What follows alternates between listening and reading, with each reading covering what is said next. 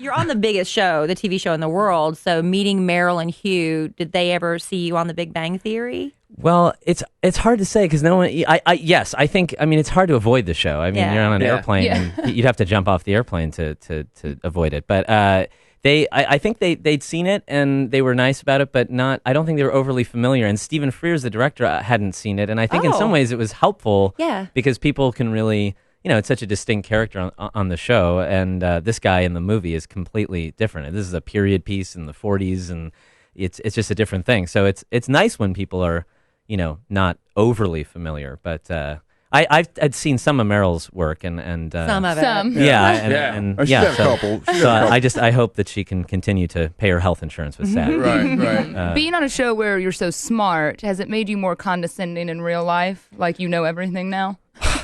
Yeah. I bet it does.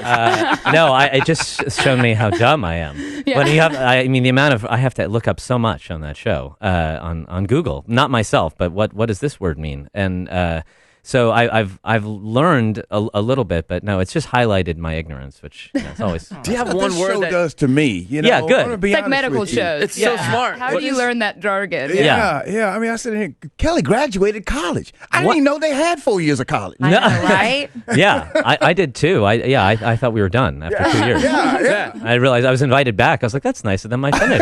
I went 1 year. Yeah. That's fine. Do you have that one word that you remember that you were struggling when you guys were filming? Oh, well, this is the other weird thing is I don't know much about Star Trek, which is crazy because I know I'm probably the only one in the world, and then I play this character. Yeah. But I remember we had to ask Lieutenant Uhura, and we asked the writers, how do you say Uhura? And the writers almost started crying. They were so sad that we weren't, because I think even the writers think we must be Star Trek fans. They feel like they can relate to you, and they're like, no. Or like Lieutenant Uhura, and they were like, oh no. Oh no. He's not a dork like us. Yeah. I always disappoint people I'm just too cool. That's the thing. I'm never as dorky as anyone wants me to be. I'm sorry, world. That's why I said when I first looked at you, I'm like, he's just way too. I know. Cool. Yeah. No, it's intimidating. I do feel bad for you guys, but you guys are doing all right. It's crazy how much of a change you have just by slicking your hair back and looking dope like that. This is what I'm saying. You need to just change the subject from my cool looks, please. How many hours does it take to dork you up?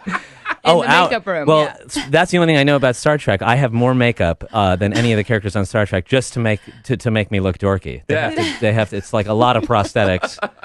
Just a fake head. Who on The Big Bang Theory is closest to their character in real life?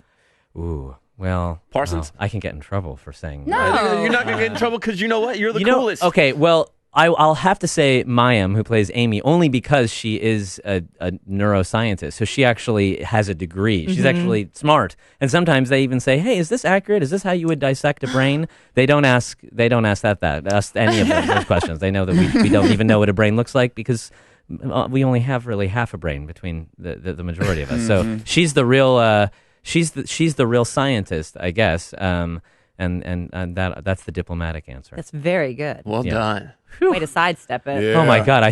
Did I even say a complete sentence?